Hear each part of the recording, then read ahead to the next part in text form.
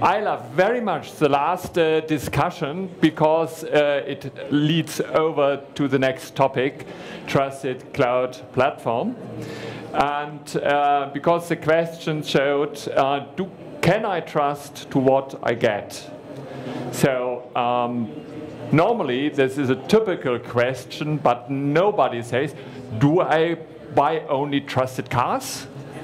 So if we do work on a trusted cloud platform, does it mean this cloud normally is not trustful? So to have a look on this question leads us to the following presentation. And we can start 300 years ago, because trust is something which Germans are the land of philosophers and poets.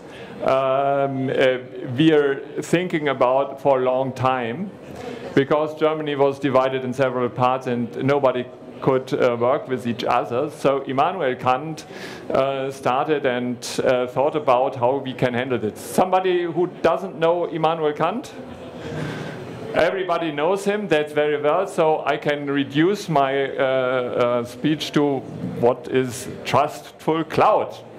But he said very important things to policies. Policies are a base for trustful services, as you pointed out. He said everybody is responsible to be trustful to each other. And he said, similar to this in England, as you're acting, you have always to be do it in a proper way, which is a base for a common law. He said, we can say policy. So you stand for that you are trustful, and then you can divide it over communities, over countries, and so on. So as we started as Eurocloud 2010, we had done studies what is hindering the enterprises in Germany to adapt and to integrate cloud services into their own organizations. And the most leading point was security. But security is not the case. Security is a technical issue, and security is always relative. So there must be something behind there, because security you can buy and you can put effort in it, and it is done since IBM RAC-F in the 70s, and nearly similar technologies are used today. So we went as Eurocloud, founded 1 month before in 2010, to the German Ministry for Economy and Energy, so it means infrastructure at least, and together with the Bitkom, the biggest IT association, small pity Eurocloud, sat together with them and said, if you want to do something for the compatibility of German enterprises in the world, we have to work on this, because small and medium businesses are the most enterprises in Germany, and till now they do not know what cloud computing means to them. Nearly nothing has changed in the meantime. Nearly every company in the meantime knows that there is a word cloud computing, but they do not know what is for them. Who does it? Okay.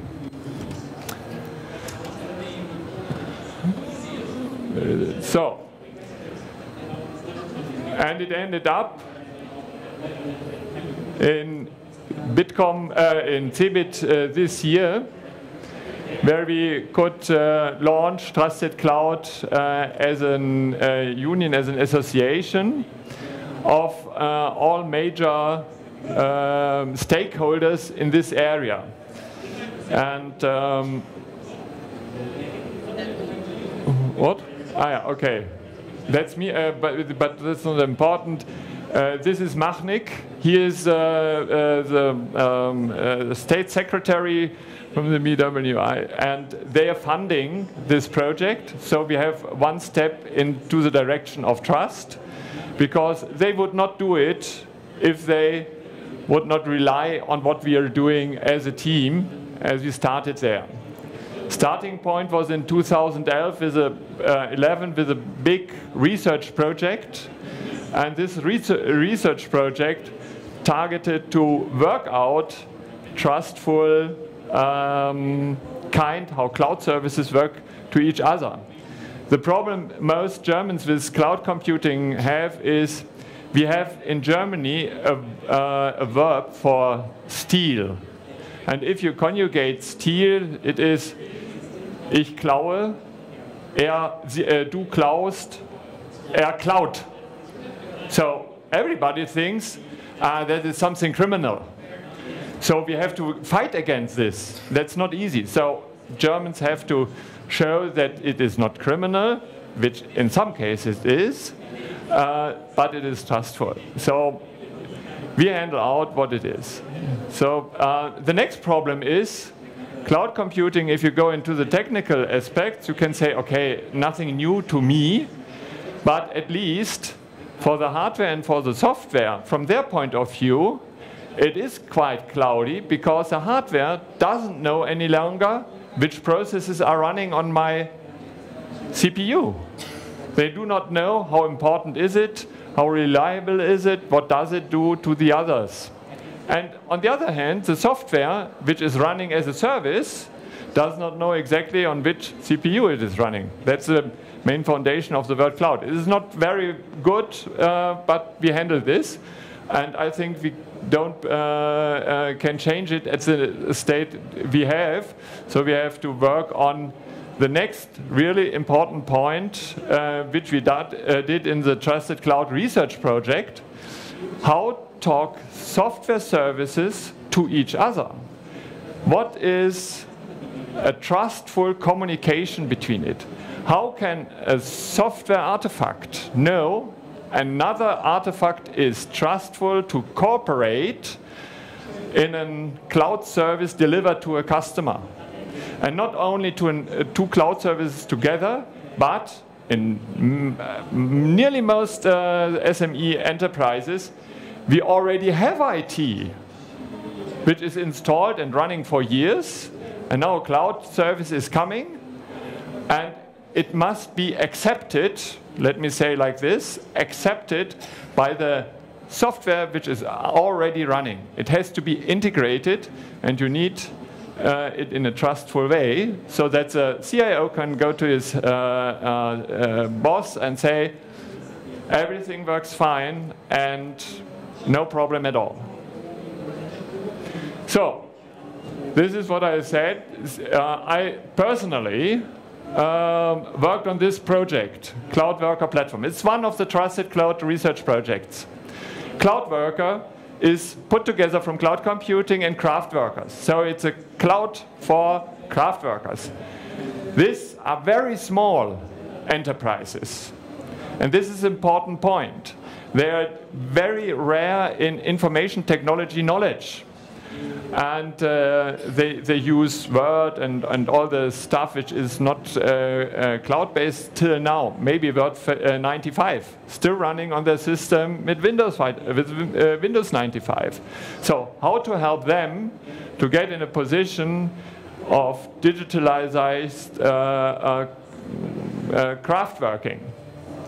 So we analyzed how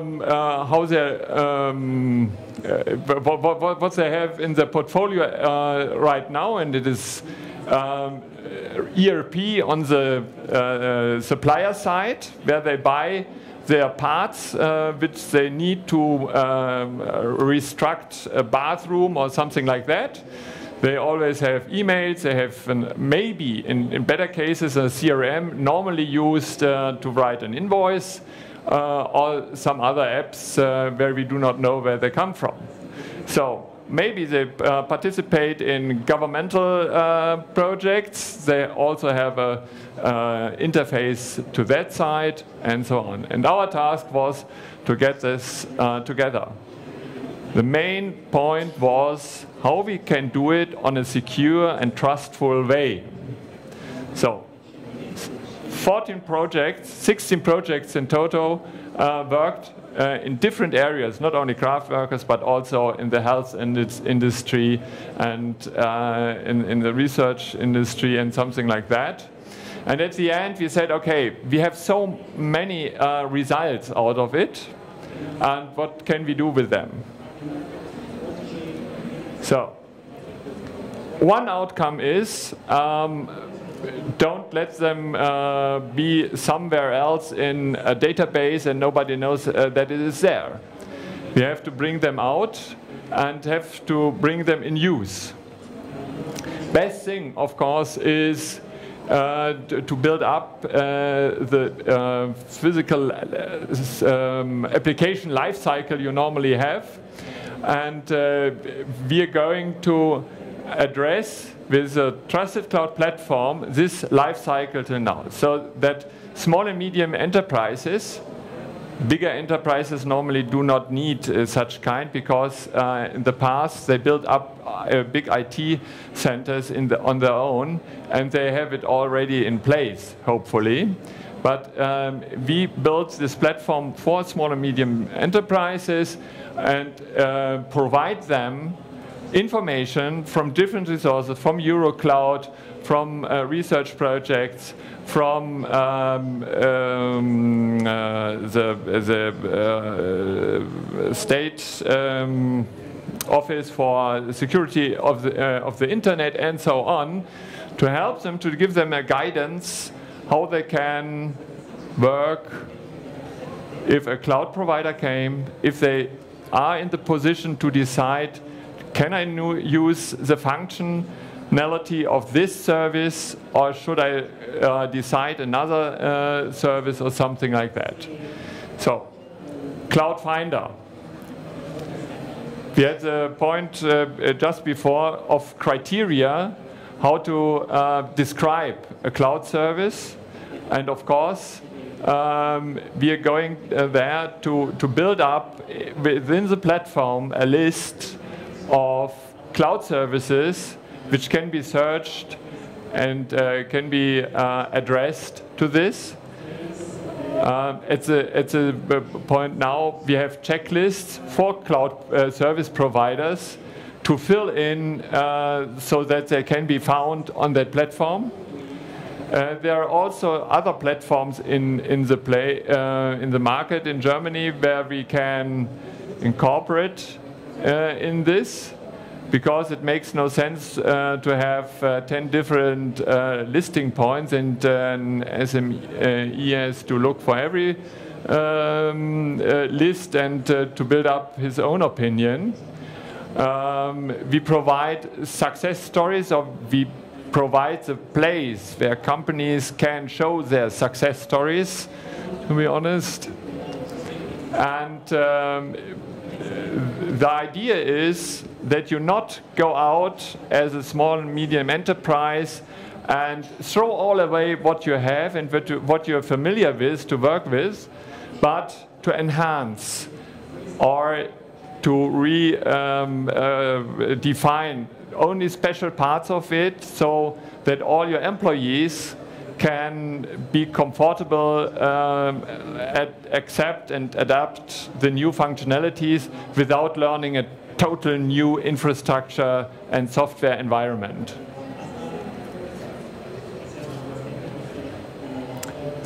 So, let me have a deeper look on the listing criteria.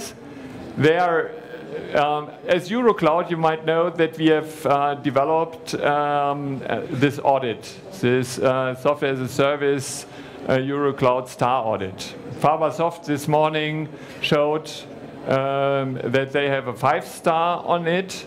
Not everybody got a 5-star. Not everybody wants to have it as a cloud provider, because it is quite expensive for those who are small providers. The bigger ones sometimes say, I do not need this because I'm well known, like Microsoft, for example. But the Microsoft partners themselves have add-ons to it. And for them, it might be of interest. But so long Microsoft doesn't say you need to have it, it is enough to be a Microsoft certified partner, which nothing says about an app which they provide and how trustful it is and useful. So we have here with Trusted Cloud Platform an easy way to get a listing, and this listing is dependent on that you fill out a small list of criteria, very reduced, and as I pointed out of Kant's imperative postulate, you say it on your own. You say, I'm a trustful person, I do not lie, I fill out like I know that it works. You are responsible, not us. So we can provide it on a much cheaper way because no long audit process is needed for this. And this is of advantage for everybody. It fits to the needs of SMEs. It fits to the needs of SME cloud service providers. That's how we think. So, if you're a member of EuroCloud Germany, you will get the listing for free. Others have to pay. This is a point where we normally want to generate new members. It's a kind of business model. But for the SME companies, it is a point where they look for and where we have can deliver the trust heading by the Ministry of Economics. So the four puzzle pieces show the major points. At first, you have to show as an SME service provider, I'm a company. I'm a company with a legal status, and there is a clear person you can contact. It is not virtual, it is not on the Caymans or somewhere else. We pay our taxes and what else. Then we can show service, we assure service quality and data security because we are on German legal base. This is another point where many companies do not trust in, and that confirms the legal conformity as it is. There is a problem, yes, because legal rights will change, so you are not listed for every time. But we have a look on it, and if the legal rights will change, we can address directly to those who are listed that they adapt to the new legal rights. So that is another trust element we have. So then you can improve another time. You can start with a simple listing, but you can say, this is not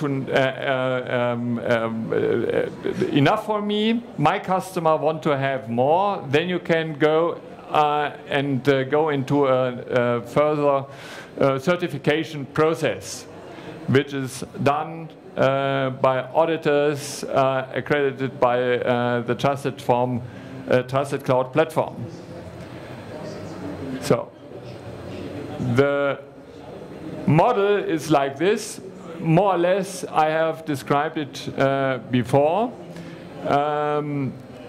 Especially, I've described the benefit of the cloud. Seal quality and certification is very important, that you can show it to somebody else.